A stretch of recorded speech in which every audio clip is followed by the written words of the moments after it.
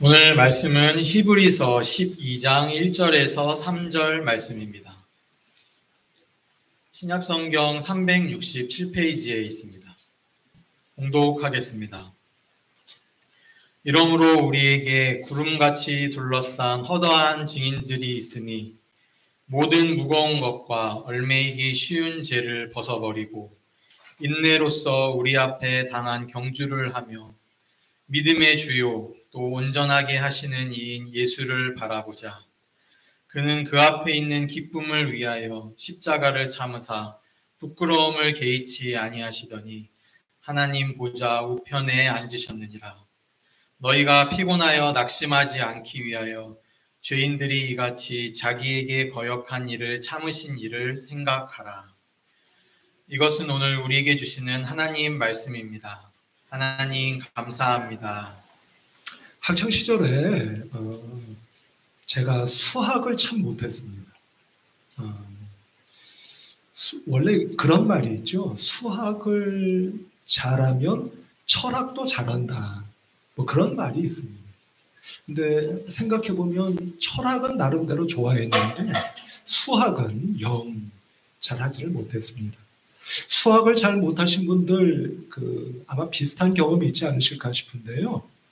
문제를 풀다가 문제가 풀리지 않으면 어떻게 하시죠? 어떻게 하셨어요? 그냥 포기하고 마셨나요? 어떻게 하셨나요? 제가 이런 행동을 여러 차례 했던 기억이 납니다. 뭐냐면 문제 풀이를 보는 거예요. 그러니까 답지를 보는 겁니다. 문제가 안 풀리니까 답답한 마음에 답을 봐요. 먼저.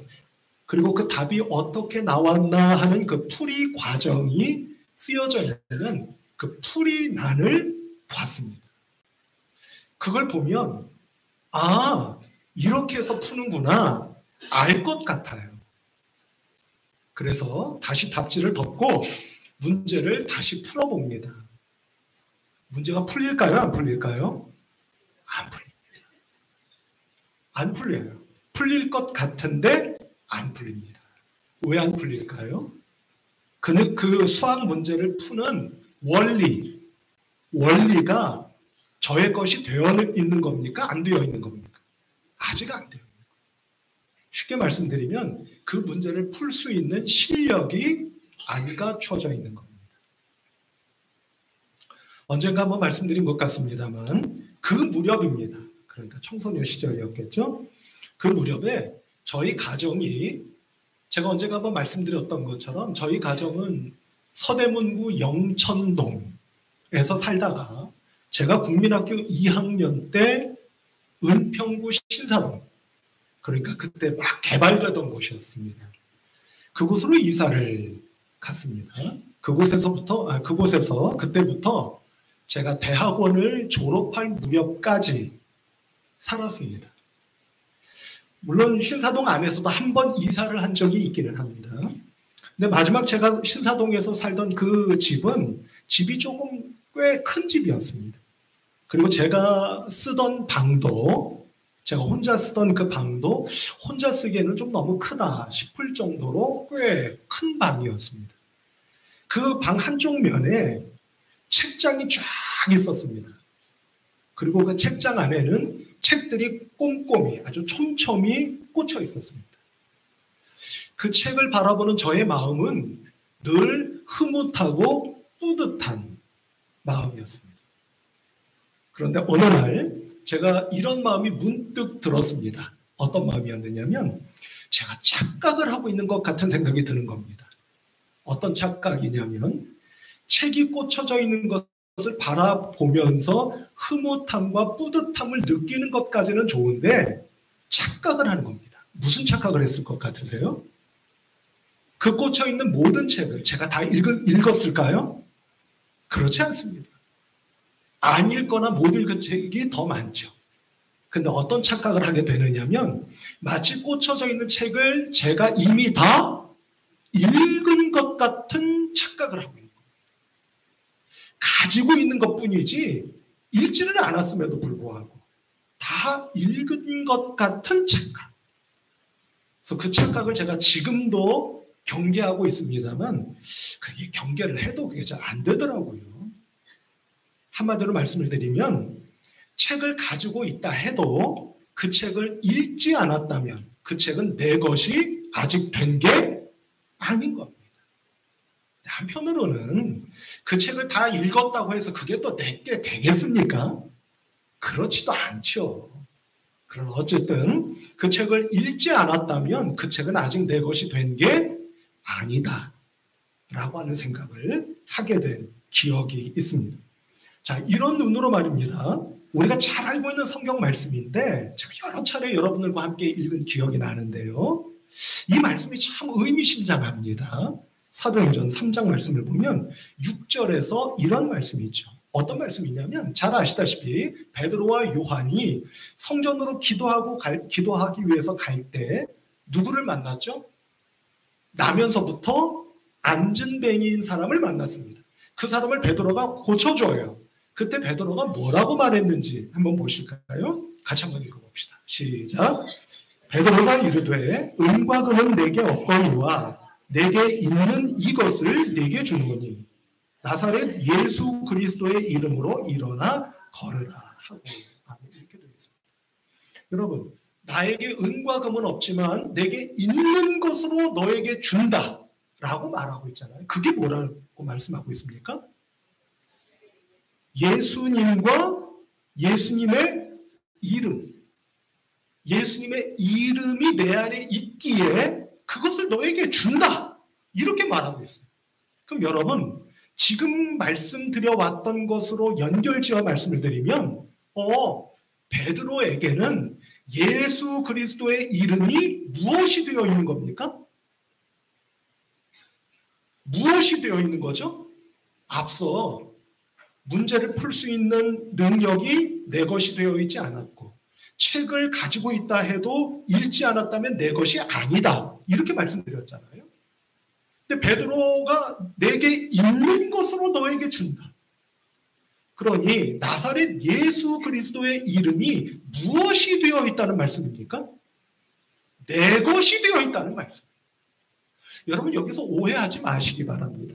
내 것이라고 해서 나사렛 예수 그리스도의 이름을 베드로가 돈 주고 산 겁니까? 그것도 아니죠. 그게 아니죠. 내 것이기에 내 마음대로 부릴 수 있어. 그런 뜻입니까? 그것도 아닙니다. 여기서 내 것이라 함은 내 안에 나사렛 예수 그리스도의 이름이 충만하다고 하는 것을 의미하는 것 아니겠습니까? 바꿔 말하면 나사렛 예수 그리스도의 이름이 내 안에 살아 역사하고 계신다는 뜻 아니겠습니까? 그래서 우리가 흔히 말하듯 베드로에게는요, 나사렛 예수 그리스도의 이름의 은혜와 능력을 확신하는 믿음이 그의 마음속에 있었다는 뜻 아니겠습니까? 아마도 그런 뜻이 아니었을까 이런 생각이 들지요. 성도 여러분, 가만히 생각해 보면은요, 우리 신앙인들의 인생은 예수 그리스도를 영접한 이래로부터 이 세상에서의 삶을 마무리하는 그 순간까지 끊임없이 영적인 싸움을 싸우다가 하나님께서 이제는 쉬고 오라 하시면 우리는 하나님 나라로 가는 사람들 아닙니까? 그러니까 우리는 지상에서 살아가는 모든 나날들 동안 싸우는 사람이에요. 싸우는 사람들이어야 합니다. 무슨 싸움을요? 무슨 싸움을요? 이걸 분명하게 여러분들이 아셔야 되고 고백하실 수 있어야 되겠다는 생각이 듭니다. 무슨 싸움을요? 영적인 싸움. 그런데 돌아보면 말입니다. 우리는 영적인 싸움을 싸우는 것이 아니라 끊임없이 육적인 싸움을 싸우고 있는 것 아닙니까? 그죠? 그래서 싸워서는 안 되는 일 또는 싸울 필요가 없는 일 가지고는 열심히 싸웁니다. 그런데 정작 싸워야 되는 영적인 싸움은 싸우지도 아니하고 어쩌면 싸워야 되는 일인지조차도 모르고 살아가고 있는 게 우리의 솔직한 모습이 아닌가 이런 생각이 들어요. 그래서 자꾸만 누가 나한테 뭐라고 이랬네, 어쨌네, 저쨌네 하는 일 가지고는 끊임없이 싸웁니다. 그러나 그것이 사탄의 시험이고 유혹이라는 것은 모르고 그렇게 육적인 싸움만 싸우고 있는 것이 우리의 솔직한 모습이 아닐런지 하는 건데요. 그래서 사도 바울은 에베소서 6장에서 이렇게 말씀하고 있어요. 여러분 이 말씀을 가만히 한번 보실까요? 우리 같이 한번 읽어보십시다. 시작. 우리의 씨름은 혈과 육을 상대하는 것이 아니요 통치자들과 권세들과 이 어둠의 세상 주관자들과 하늘에 있는 악의 영들을 상대합니다. 아멘. 이렇게 말씀합니다. 잘 하시는 말씀이죠. 이 말씀 맨 앞에 우리의 씨름은 이라고 할 때 씨름 이게 무슨 뜻이겠어요? 우리의 싸움은 뭐가 아니라고요? 혈과 육을 상대하는 것이 아니다 라고 사도 바울이 에베소 교회 성도들에게 영적인 싸움을 싸우십시오 라고 격려하고 힘을 북돋우면서 이 말씀을 하고 계시는 것을 우리가 보게 된다 하는 거죠. 자, 그런데 성도 여러분, 좋습니다. 영적인 싸움을 싸워야죠. 그러다 가는 것이 맞으니 그 싸움을 싸워야죠. 그런데 성도 여러분, 영적인 싸움을 싸우려거든 우리에게 무기가 있어야 되는 것 아닙니까? 아니 무슨 무기가 있어야 싸울 거 아니에요. 무기도 안 주시고 그냥 나가서 싸워라? 그건 죽으라는 이야기지 싸우라는 이야기겠습니까? 그러면 한번 생각해 보시길 바랍니다. 우리 신앙인들이 영적인 싸움을 싸울 때 그게 가정에서든 직장에서든 세상 어디에서든 영적 싸움을 싸울 때 하나님께서 우리에게 주신 무기, 그 무기가 뭐라는 생각이 드십니까? 사실 그것은 말입니다. 지난 4주 전부터 우리가 오늘까지 상고하고 있는 것이라고 말씀드릴 수가 있는 것이죠. 그게 뭘까요? 그게 바로 하나님의 말씀입니다. 앞서 바로 사도 바울이 에베소서 6장에서 하신 말씀을 읽었잖아요. 그 12절 바로 뒷절부터 보시면 13절로부터 17절까지의 말씀입니다. 사도 바울이 무엇을 가지고 어떻게 싸워야 되는지를 말씀하고 있는 것을 보게 됩니다. 같이 한번 조금 긴 말씀이지만 읽어볼까요? 시작. 그러므로 하나님의 전신갑주를 취하라. 이는 악한 날에 너희가 능히 대적하고 모든 일을 행한 후에 서기 위함이라. 그런즉 서서 진리로 너희 허리띠를 띠고 의의 호심경을 붙이고 평안의 복음이 준비한 것으로 신을 신고 모든 것 위에 믿음의 방패를 가지고 이로써 능히 악한 자의 모든 불화살을 소멸하고 구원의 투구와 성령의 검 곧 하나님의 말씀을 가지라. 하나님의 전신갑주를 입으라고 사도 바울이 지금 말씀하고 있지 않습니까? 그런데 그 가운데서도 믿음의 호심경을 붙이고 구원의 투구를 쓰고 믿음의 방패를 들고, 그러니까 전신갑주잖아요. 갑옷을 입고 있는 거 아닙니까? 근데 언젠가 제가 한번 여러분께 말씀드린 일이 있지요. 전신갑주를 투구에서부터 신까지 다 갖추었는데 그 가운데 유일하게 무기로 기록하고 있는 말씀입니다. 라고 제가 여러분들께 말씀드린 일이 있습니다. 그게 뭐죠? 바로 끝절 17절 한 번만 더 보실까요? 이렇게 말씀합니다. 구원의 투구와 성령의 검 곧 하나님의 말씀을 가지라. 라고 말씀하고 있는 겁니다. 성령의 뭐라고요? 검, 칼이잖아요. 그러니까 무기 아닙니까? 그런데 검 하시고서 곧 하며 뭐라고 말씀하신 거예요? 하나님의 말씀. 이렇게 말씀하고 계시는 것을 우리가 보게 된다는 겁니다. 성경의 예를 한번 보도록 할까요? 너무나도 잘 아시는 말씀입니다만 마태복음 4장 말씀을 보면 예수께서 공생애를 시작하시기 직전에 광야에 나가셔서 기도하시잖아요. 그때 사탄이 그냥 내버려 둘 리가 있겠습니까? 찾아와서 예수님을 시험하시죠. 그때 공히 예수님께서 뭐라고 말씀하시며 사탄의 시험과 유혹을 물리치십니까? 여러 차례 말씀드렸죠. 예수님이 이렇게 말씀하십니다. 말씀을 따로 보지는 않겠습니다만 기록되었으되 기록되었으되 기록되었으되 라고 말씀하셔요. 뭐가 기록되어 있다는 겁니까? 하나님의 말씀이 기록되어 있지 않으냐 하시며 그 말씀을 무기 삼아 사탄을 물리치시는 겁니다.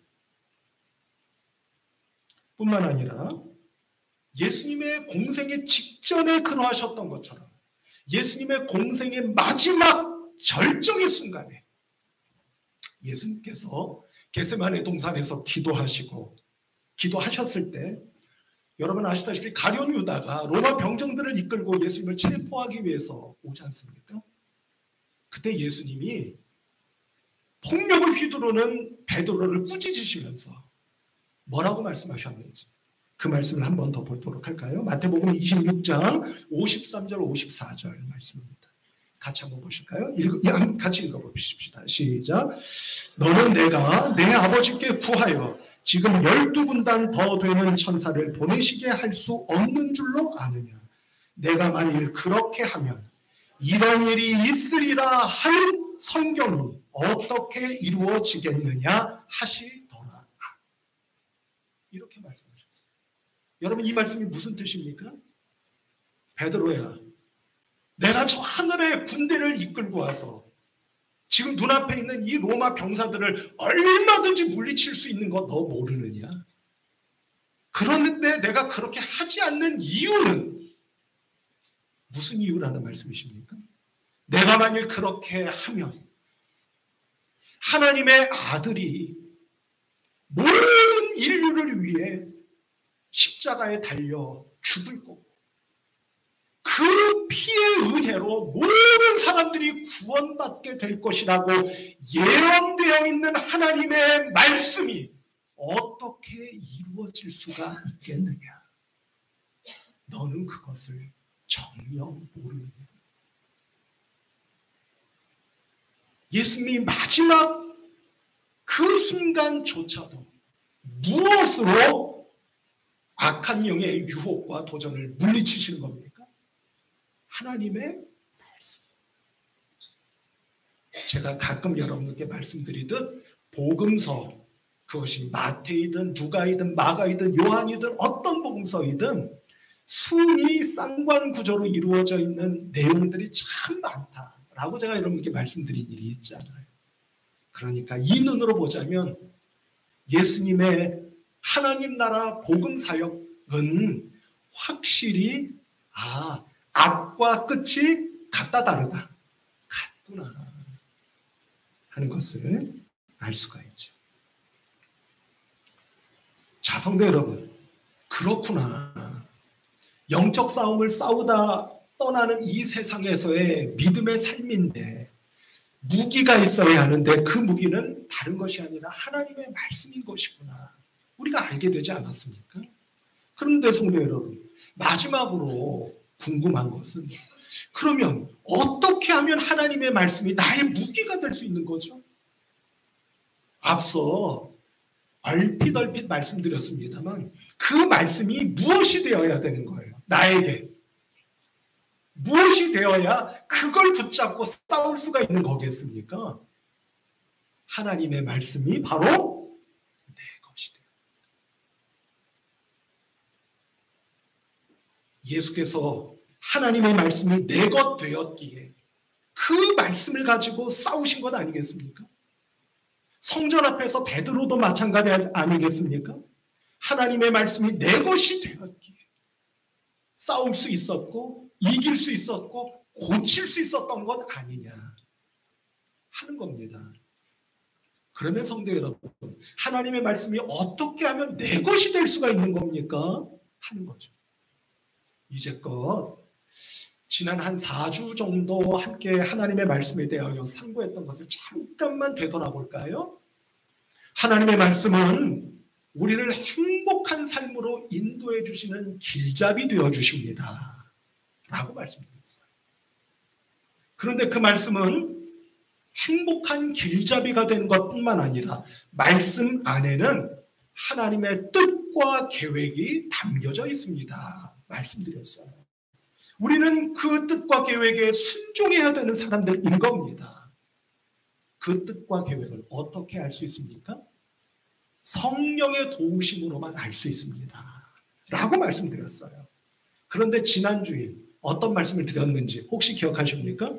아유, 성령님이 기다렸다는 듯이 즉각 오셔서 깨우쳐 주시면 얼마나 좋겠어요. 근데 여러분들 표현이 좀 그런가요? 그러십니까? 표현이 좀 그런가요? 그러시던가요? 그 아니라고 제가 말씀드렸잖아요. 저도 그렇지 않더라. 그런데 놔서는 안 되는 것, 그게 뭐라고 말씀드렸죠? 그 말씀을 기억하여 말씀을 생각하고 묵상하고 새기는 그 어느 순간 어둠을 뚫고 빛이 이 땅에 내려 비추듯 성령의 도우심이 호련히 우리를 찾아오십니다. 라고 말씀드렸죠. 여러분, 바로 그겁니다. 하나님의 말씀이 나의 영적 싸움의 무기가 되어 내 것이 될 수 있기 위해서는 말씀드린 것 그대로입니다. 그 말씀을 어떻게 하셔야 되는 겁니까? 기억하셔서 새기고 묵상하여 그 말씀이 지금 나에게 무엇을 말씀하시는지, 어떻게 하라 말씀하시는지를 깨달아 알 때 그 말씀이 내 것이 되어 영적 싸움의 무기가 될 수 있는 것이 아니겠느냐 하는 것이죠. 그래서 지난주에 읽었던 본문 말씀과 오늘 읽은 본문 말씀이 같잖아요. 3절에 있는 생각하라, 어떻게 생각하는 것을 말씀하신다고 말씀드렸습니까? 어떻게 생각하는 거죠? 이미 다 말씀드렸잖아요. 한번 생각하고 그런 거지 하고 끝. 그러시면 돼요, 안 돼요? 아니, 돼요, 안 돼요? 안 돼요. 그러면 어떻게 하셔야 되는 거예요? 여러분들 입으로 말씀하셔 보세요. 그래야 됩니다. 어떻게 하셔야 되는 거예요? 생각하고 또 생각하는 거. 묵상하고 또 묵상하는 겁니다. 그래서 놀랍게도 여러분 그 원리가 똑같습니다. 2절 한번 보실까요? 2절 보시면 이렇게 말씀하죠. 믿음의 주여 또 온전하게 하시는 이 예수를 어떻게 하라? 바라보자. 이렇게 되어 있습니다. 그럼 여러분 왜 한 가지라고 말씀드렸습니다. 바라보는 것도 어떻게 바라보는 것을 말씀하시는 것 같으세요? 그렇습니다. 바라보고 또 바라보는 것. 원뜻이 그래요. 여러분 예전에 가끔 텔레비전 보시면 이렇게 그 출연자가 말하는 것을 들으신 일 있죠? 여러분 지금부터 광고 나갑니다. 그러니까 채널 그것도 다 나오시네. 지금은 이것도 좀 올드한 얘기겠죠. 채널 고정. 여러분 우리의 시선을 고정하는 겁니다. 누구에게요? 예수님께 고정하는 겁니다. 오늘 예배를 드리십니다. 여러분들이 오늘 저녁부터 내일 모레 글피 월화수목금토 한 주간을 살아가실 때 기쁜 일이 있을 때도 언짢은 일이 있을 때도 힘든 일이 있을 때도 생각하시기를 주님의 이름으로 축복합니다. 뭐를요? 또 예수님을요? 하나님의 말씀. 그 어느 순간조차도 바라보시기를 바랍니다. 누구를요? 예수님을 바라보고 또 바라보고. 원래 바라본다고 하는 말씀의 원뜻은 주목해서 보는 겁니다. 모쪼록 이 한 주간이 여러분들이 말씀을 생각하고 또 생각하고 또 떠올리고 또 떠올리는 한 주간 예수님을 바라보고 또 바라보는 한 주간 되실 때 그 말씀이 나의 것이 돼요. 여러분들의 그 누구도 어떤 사탄 마귀의 괴계도 상대할 수 없는 영적 무기가 될 수 있는 줄로 믿습니다. 성도 여러분, 저는 지난 한 주간 물론 제가 휴가 기간이었습니다만 이런 생각을 해보게 되었습니다. 오늘날 사탄 마귀는 어떻게 역사하는 걸까 생각해 봤습니다. 세 가지로 정리가 되었어요. 첫 번째, 누구도 교회를 못 나가게 막습니다. 그렇지 않을까요? 교회를 아예 나가지 못하도록 막아요. 사탄의 계획이겠죠. 두 번째, 교회를 나갔다 할지라도 얼마 견디지 못하고 실족하게 만듭니다. 아니, 교회 나가는데 왜 이렇게 안 좋은 일이 생겨? 내지는 교회 갔는데 저 사람은 왜 나를 저렇게 대하지? 모든 게 시험거리, 실족거리예요. 그래서 자칫하면 실족하고 시험 들어 교회를 떠나게 될 수도 있는 겁니다. 마지막 세 번째. 두 번째까지는 여러분들이 나는 해당 사항 없네 아마 그러실 것 같아요. 근데 마지막 세 번째가 어떠신지 한번 생각해 보시기 바랍니다. 교회 안 떠났어요. 열심히 예배드리고 봉사도 합니다. 그런데요, 제가 지난주에 이런 말씀 드렸던 거 기억하십니까? 학생이 학교에서 공부를 했어요. 선생님으로부터 배웠습니다. 그러면 학교 문 열고 하교하는 그때부터 공부는 누가 해야 되는 거라고 했습니까? 내가 해야 되는 거라고 했죠. 신앙생활도 마찬가지라고 말씀드리지 않았습니까? 교회에서 말씀을 듣고 교제했고 섬겼어요. 그러면 교회 문 열고 세상으로 나아간 이후부터 신앙생활은 누구의 몫이라고 말씀드렸습니까? 나의 몫이에요. 생각하고 생각하는 것도 나의 몫이고요. 바라보고 바라보는 것도 나의 몫입니다. 저절로 되지 않는다는 말씀이에요.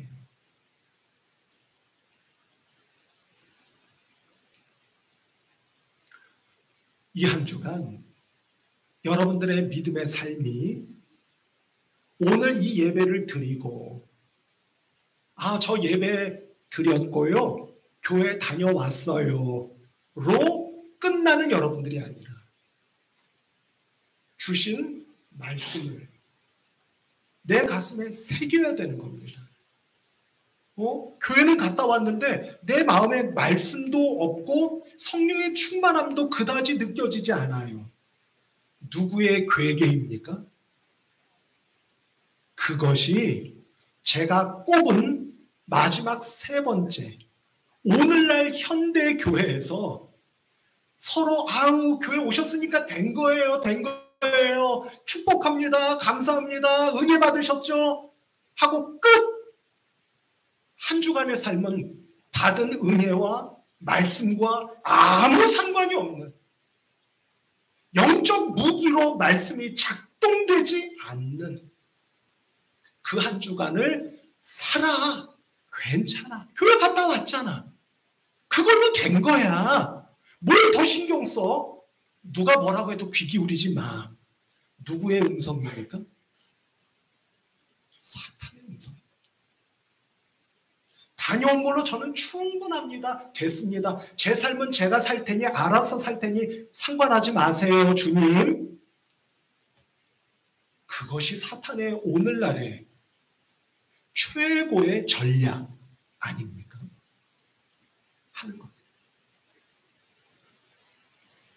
왜냐하면 그럴 때 우리의 믿음은 능력 없고 실력 없는 믿음이 되기 때문입니다. 언제나 제가 말씀드렸죠. 우리의 믿음에도 뭐가 있어야 된다? 실력이 있어야 된다고 제가 말씀드린 일이 있는 것으로 기억합니다. 이제 마지막으로 여러분 별 관심이 없으실 것 같아서 잘 모르실 것 같기는 합니다만 저는 이 선수를 내내 유심히 지켜봐 왔습니다. 여러분 혹시 미국 프로야구 메이저리그라고 부르죠? 그 프로야구 선수 가운데 일본인 선수입니다. 스즈키 이치로라는 선수를 여러분들 혹시 아시는지 모르겠어요. 일본 프로야구를 정복하고요. 미국 메이저리그로 진출했습니다. 그곳에서도요. 누구도 따라올 수 없는 불세출의 대선수로 살다가 얼마 전에 은퇴했습니다. 이름이 스즈키 이치로라는 선수입니다. 이제 나이가 50이 넘었어요. 근데 여러분 45세가 넘어서까지 선수로 뛰었습니다. 이 선수가 기록한 여러 가지 기록들이 있는데요. 미국 프로야구에서 3,000안타 이상을 쳤습니다. 불멸의 기록입니다. 어떤 선수가 한 번도 이루기 어려운, 한 해도 이루기 어려운 한 시즌 200안타 이상을 치는 것을 무려 10시즌을 연속으로 기록을 했습니다. 그렇게만 했어도 몇천 안타입니까? 200안타 이상을 10시즌, 10년 이상을 쳤다고요. 그럼 몇 안타가 벌써 되는 거예요? 2,000안타가 넘는 거죠. 그러니 정말 대선수 아닙니까? 이 선수가 최근에 미국 메이저리그 명예의 전당에 헌액되었습니다. 충분히 그럴 만한 선수죠. 이 선수가 연설을 했습니다. 저를 메이저리그 명예의 전당에 이렇게 이름을 기록할 수 있도록 헌액해 주셔서 고맙습니다 하며 많은 팬들 앞에서 연설을 했습니다. 그 연설 내용이 제가 정말 이 선수가 이런 말을 하는 게 맞아? 싶을 정도로 귀가 뜨였고요. 눈이 휘둥그레졌습니다. 그의 연설 내용 가운데 제가 두 대목만 여러분께 소개해드리려고 합니다. 한번 들어보세요. 이치로가 이렇게 말한 겁니다. 저에게 야구는 야구 선수니까요. 단순히 공을 치고 달리고 던지는 것 이상의 의미였습니다. 야구는 저에게, 잘 들어보세요, 살면서 무엇이 중요한지 가치 판단을 내리는 법을 가르쳐 주었습니다. 야구는 제 삶과 세상을 바라보는 눈, 관점을 만드는데 도움을 주었습니다. 이게 평범한 야구 선수가 할 수 있는 말이겠습니까? 저도 이런 말은 못할 것 같습니다. 이 이치로 선수에게 야구는 프로야구 선수니까 당연히 돈을 받죠. 그것도 거액을 받지 않습니까? 단순히 돈벌이 하는 수단이 아니었던 겁니다. 야구는요, 제가 한 사람의 사람으로 살아갈 때 무엇이 중요하고 무엇이 중요하지 않은지를 깨우쳐 주었습니다. 그리고 야구는요, 제가 한 사람으로 인생을 살아갈 때 저 자신과 인생을 바라보는 눈, 어떻게 나 자신을 바라봐야 되고 세상을 바라봐야 되는가 하는 눈을 저에게 만들어 주었습니다.